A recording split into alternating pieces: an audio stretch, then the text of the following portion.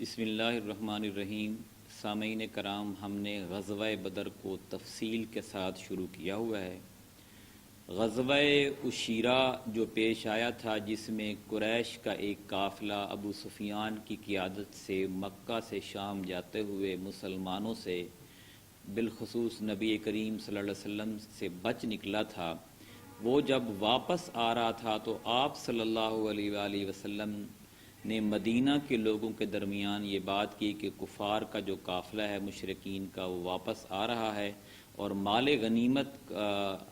تمہیں بہت بڑا حصہ اس میں سے مل سکتا ہے، تو جو جانا چاہے وہ جا سکتا ہے۔ اگرچہ آپ نے اس بارے میں اصرار نہیں کیا کہ ضرور چلیں، بس ایک ایسی ترغیب دی کہ کچھ لوگ جانا چاہیں تو وہ جا سکتے ہیں۔ لیکن وہ قافلہ جب واپس کی طرف آیا تو واپسی پہ بھی وہ نبی کریم صلی اللہ علیہ وسلم اور آپ کے جان نثار صحابہ کی گرفت سے بچ نکلا۔ وہ کیسے بچ نکلا؟ یہاں تک ہم نے پڑھا تھا کہ ابو سفیان کے بچ نکلنے کی جو تفصیل ہے وہ یہ ہے کہ وہ شام سے کاروانی شاہراہ پر چلا تو آ رہا تھا، لیکن مسلسل چکنا اور بیدار تھا۔ اس نے اپنی فراہمی اطلاعات کی کوششیں بھی دو چند کر رکھی تھیں۔ جب وہ بدر کے قریب پہنچا تو خود قافلے سے آگے جا کر مجدی بن عمرو سے ملاقات کی اور اس سے لشکر مدینہ کی بابت دریافت کیا۔ مجدی نے کہا، میں نے کوئی خلاف معمول آدمی تو نہیں دیکھا، البتہ دو سوار دیکھے جنہوں نے ٹیلے کے پاس اپنے جانور بٹھائے، پھر اپنے مشکیزے میں پانی بھر کر چلے گئے۔ ابو سفیان لپک کر وہاں پہنچا اور ان کی اونٹ کی مینگنیاں اٹھا کر توڑیں تو اس میں کھجور کی گٹھلیاں برآمد ہوئیں۔ ابو سفیان نے کہا، خدا کی قسم یہ یثرب کا چارہ ہے۔ اس کے بعد وہ تیزی سے قافلے کی طرف پلٹا اور اسے مغرب کی طرف موڑ کر اس کا رخ ساحل کی طرف کر دیا اور بدر سے گزرنے والی کاروانی شاہراہ کو بائیں ہاتھ چھوڑ دیا۔ اس طرح قافلے کو مدنی لشکر کے قبضے میں جانے سے بچا لیا اور فوراً ہی مکی لشکر کو اپنے بچ نکلنے کی اطلاع دیتے ہوئے اسے واپس جانے کا پیغام دیا، جو اسے جوفہ میں موصول ہوا۔ یعنی ادھر سے ابو جہل کی سرکردگی میں بھی قافلہ مکہ سے روانہ ہو چکا تھا، کیونکہ ابو سفیان نے پیغام بھیجا تھا کہ میں شام سے نکل پڑا ہوں اور مجھے پتہ چلا ہے کہ مدینہ سے نبی کریم صلی اللہ علیہ وسلم کی قیادت میں قافلے پر حملہ ہونا ہے، تو آپ ہماری حفاظت کے لیے آئیں۔ تو اس لیے وہ قافلہ مکے والا بھی وہاں سے نکل پڑا تھا، لیکن ابو سفیان جو تھا وہ وہاں سے بحفاظت مدینہ سے نکل گیا تھا، اس لیے اس نے بندہ بھیج دیا کہ اب آپ لوگ نہ آئیں، میں بحفاظت جو ہے وہ مدینہ سے نکل آیا ہوں۔ یہ پیغام جب ابو جہل تک پہنچا تو لشکر میں بہت سارے لوگوں نے یہ ذہن بنایا کہ وہ واپس چلے جائیں، لیکن جو قریش کا طاغوت اکبر ابو جہل تھا وہ کھڑا ہو گیا اور نہایت کبر و غرور سے بولا، خدا کی قسم ہم واپس نہ ہوں گے یہاں تک کہ بدر جا کر وہاں 3 روز قیام کریں گے اور اس دوران اونٹ ذبح کریں گے، لوگوں کو کھانا کھلائیں گے اور شراب پلائیں گے، لونڈیاں ہمارے لیے گانے گائیں گی اور سارا عرب ہمارا اور ہمارے سفر و اجتماع کا حال سنے گا، اور اس طرح ہمیشہ کے لیے ان پر ہماری دھاک بیٹھ جائے گی۔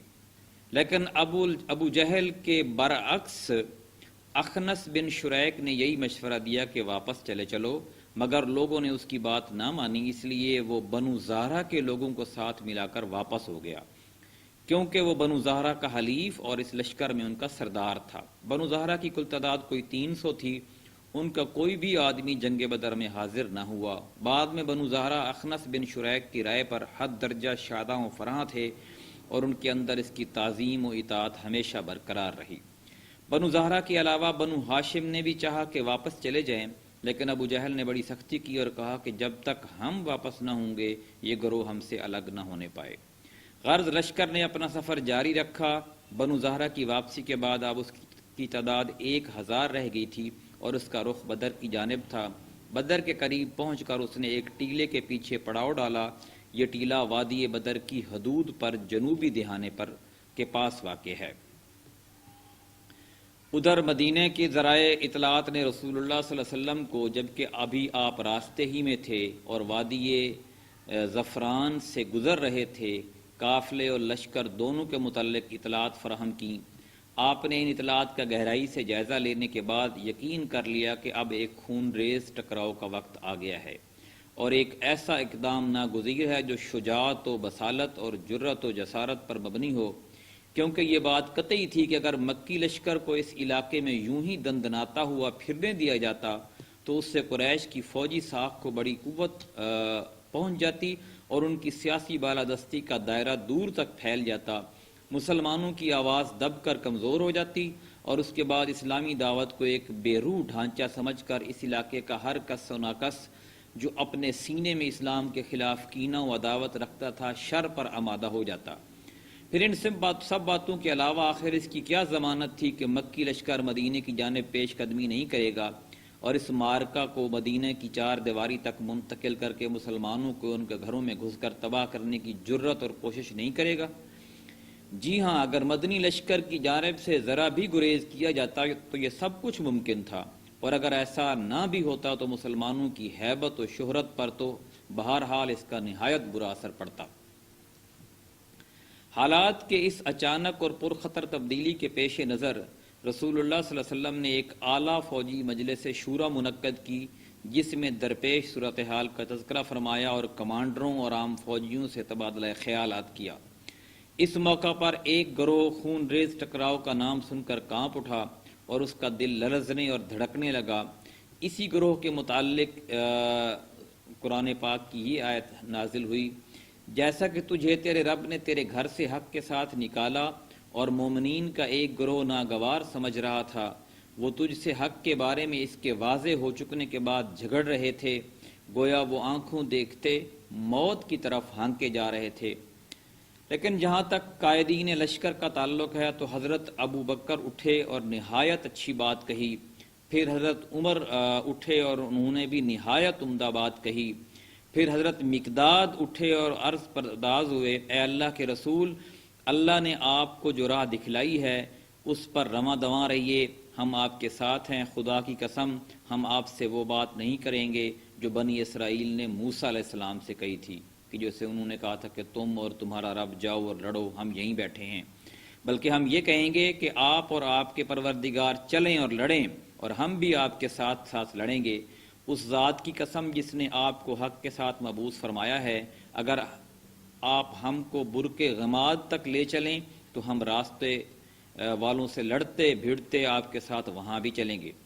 رسول اللہ صلی اللہ علیہ وسلم نے ان کے حق میں کلمہ خیر ارشاد فرمایا اور دعا دی۔ یہ تینوں کمانڈر مہاجرین سے تھے جن کی تعداد لشکر میں کم تھی۔ رسول اللہ صلی اللہ علیہ وسلم کی خواہش تھی کہ انصار کی رائے معلوم کریں، کیونکہ وہی لشکر میں اکثریت رکھتے تھے اور مارکے کا اصل بوجھ انہی کے شانوں پر پڑنے والا تھا۔ بیعت عقبہ کی روح سے ان پر اگرچہ لازم نہ تھا کہ مدینہ سے باہر نکل کر جنگ کریں، اس لیے آپ نے مذکورہ تینوں حضرات کی باتیں سننے کے بعد پھر فرمایا: لوگوں مجھے مشورہ دو۔ مقصود انصار تھے اور یہ بات انصار کے کمانڈر اور علم بردار حضرت سعد بن معاذ نے بھانپ لی۔ چنانچہ انہوں نے عرض کیا کہ باخدا ایسا معلوم ہوتا ہے کہ اے اللہ کے رسول آپ کا روئے سخن ہماری طرف ہے۔ آپ نے فرمایا ہاں۔ انہوں نے کہا ہم تو آپ پر ایمان لائے ہیں، آپ کی تصدیق کی ہے اور یہ گواہی دی ہے کہ آپ جو کچھ لے کر آئے ہیں سب حق ہے، اور اس پر ہم نے آپ کو اپنی سمع و اطاعت کا عہد و میثاق دیا ہے، لہٰذا اے اللہ کے رسول آپ کا جو ارادہ ہے اس کے لیے پیش قدمی فرمائیے۔ اس ذات کی قسم جس نے آپ کو حق کے ساتھ مبعوث فرمایا ہے، اگر آپ ہمیں ساتھ لے کر اس سمندر میں کودنا چاہیں تو ہم اس میں بھی آپ کے ساتھ کود پڑیں گے، ہمارا ایک آدمی بھی پیچھے نہ رہے گا، ہمیں قطعاً کوئی ہچکچاہٹ نہیں کہ کل آپ ہمارے ساتھ دشمن سے ٹکرا جائیں، ہم جنگ میں پامرد اور لڑنے میں جواں مرد ہیں، اور ممکن ہے اللہ آپ کو ہمارا وہ جوہر دکھلائے جس سے آپ کی آنکھیں ٹھنڈی ہو جائیں، بس آپ ہمیں ہمراہ لے کر چلیں، اللہ برکت دے۔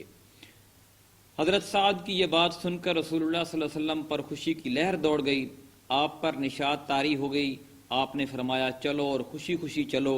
اللہ نے مجھ سے دو گروہوں میں سے ایک کا وعدہ فرمایا ہے، واللہ اس وقت گویا میں قوم کی قتل گاہیں دیکھ رہا ہوں۔